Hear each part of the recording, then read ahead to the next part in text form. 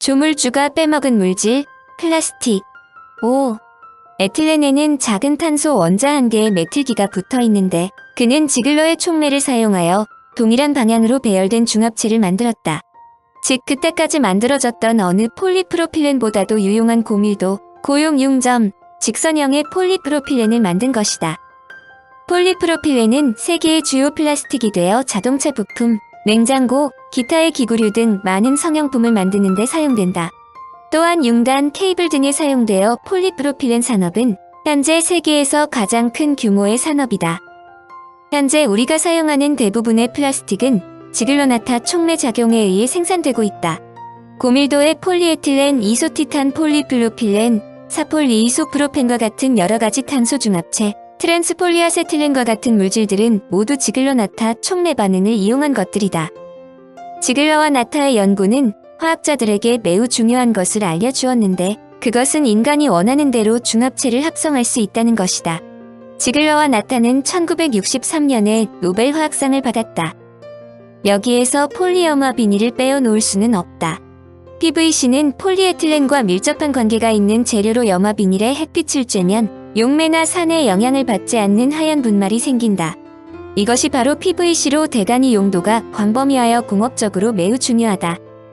파이프와 파이프 부속품, 컴퓨터 디스크, 원예용 호소, 건축용 벽판, 전선용 케이블 절연체, 식품 포장 재료, 자동차 시트 커버, 샤워 커튼 등 수많은 제품에 PVC가 사용된다. 쇼생크 탈출은 할리우드의 아카데미상은 수상하지 못했지만 역사상 가장 감동적인 영화로 평가받는다. 총망받는 은행 간부 앤디 듀프레이는 아내와 그녀의 정부를 살해했다는 누명을 쓴다. 주변의 증언과 살해 현장의 그럴듯한 증거들로 그는 종신형을 선고받고 악질범들만 수용한다는 지옥 같은 교도소 쇼생크로 향한다. 그러던 어느 날 간수의 세금을 면제받게 해주는 덕분에 그는 일약 교도소의 비공식 회계사로 일하게 된다. 해마다 간수들과 소장의 세금을 면제받게 해주고 재정 상담까지 해준다. 그 와중에 교도소 소장은 죄수들을 이리저리 부리면서 검은 돈을 긁어 모으고 앤디는 이 돈을 세탁하여 불려주면서 그의 돈을 관리한다. 그런데 어느 날 교도소 안에 톰이라는 신참내기가 들어오는데 그는 앤디가 아내와 아내의 정부를 살해했다는 것이 거짓임을 실토한다. 앤디의 결백이 알려지면 자신의 처지가 곤란해질 것을 직감한 소장은 톰이를 무참히 살해한다. 어떠한 일이 있더라도 무고한 자신을 풀어주지 않을 것으로 앤디는 친구 레드에게 희미한 암시를 남긴 채 그는 20여 년간 차근차근 준비해온 탈옥을 감행하고 천신만고 끝에 탈출에 성공한다. 앤디는 레디에게 자신이 탈출하고 레디가 석방되면 자신이 이야기하는 곳에 숨겨놓은 작은 통을 찾아보라고 했다. 레디가 가석방되어 앤디가 쓴 희망의 메시지를 발견하는데 그것은 플라스틱 필름으로 쌓여 있었다. 이는 플라스틱으로 자신이 넣어둔 편지를 밀봉한다면 레드가 언젠가 찾아오더라도 내용물이 부패 등으로 사라지지 않을 것으로 생각했기 때문이다. 작은 통의 뚜껑에는 20세기 초 세계를 강타한 타이타닉호가 그려져 있다. 타이타닉호가 세계를 절망시킨 대사건 중의 하나이지만 그런 고난과 좌절을 이겨나갈 수 있는 사람만이 혜택을 받을 수 있다는 의미를 심어주는데 그 속에는 희망의 메시지와 앤디가 있는 멕시코까지 올 수 있는 교통비를 넣어둔다. 사족이지만 인간에게 활동비가 없다면 무엇이든 할 수 없다는 것을 알려준다. 인간을 공격하는 플라스틱. 인류 역사를 석기청동기 철기 시대로 구분한다면 지금은 플라스틱 시대라고 불러야 한다는 이야기도 있다. 사실 비닐봉지부터 음료수, 병, 옷, 스마트폰, 자동차, 심지어 우주선에까지 플라스틱을 이용한다. 그런데 플라스틱은 앞선 세 가지 재료와 다른 점이 있다. 자연에서 곧바로 얻는 것이 아니라 여러 화학물질을 인위적으로 합성한 것이므로 플라스틱은 특별히 정해진 성질이 없고 종류가 엄청나게 다양하다. 특히 열이나 압력을 주면 특정한 쓸모에 맞게 모양이나 성질을 조절할 수 있어 현대 문명의 축을 이룬다. 그러나 신이 빼먹은 물질이라고 혹평받던 플라스틱이지만 1980년대 들어 환경 문제가 강력히 대두되자 플라스틱에 대한 공격이 거세지기 시작한다. 플라스틱은 가공이 쉽고 가벼우며 값이 싸서 인류에게 상상할 수 없는 혜택을 주었지만 잘 분해되지 않아 공해의 원인이 되기 때문이다. 버려진 플라스틱, 특히 농업용으로 많이 사용되는 폴리에틸렌 필름은 식물의 성장을 방해하여 환경 파괴의 주범으로 꼽힐 지경이다. 또한 버려진 플라스틱은 바다로 흘러들어가 물고기, 바다새 등 해양 생물들을 해치고 먹이사슬을 거쳐 우리 식탁까지 올라온다. 그러나 정확한 의미에서는 비닐을 비롯한 플라스틱이 썩지 않기 때문에 환경을 파괴하는 것은 아니다. 대지를 구성하는 돌이나 흙도 썩지 않지만 아무도 돌덩어리를 환경오염 물질로 생각하지는 않는다. 반면에 목장에서 배출되는 축산 폐수는 잘 썩는데도 불구하고 한꺼번에 너무 많은 양이 배출되기 때문에 환경오염 물질이 된다. 플라스틱이 공해의 요인이라는 것은 썩지 않기 때문이 아니라 인간이 무분별하게 자연에 방치하여 그것이 부작용을 낳기 때문이다. 그러므로 플라스틱의 분자가 일정 조건이 부여되면 분해되는 플라스틱을 일부 환경단체에서는 강력하게 주장한다. 그러나 플라스틱을 발명한 인간이 그 문제점 해결에 앞장서는 것은 당연한 일이지만 이 역시 궁극적인 대안이 되지 못한다는 문제점이 있다. 그것은 분해되는 플라스틱을 사용할 수 있는 범위가 제한적이기 때문이다.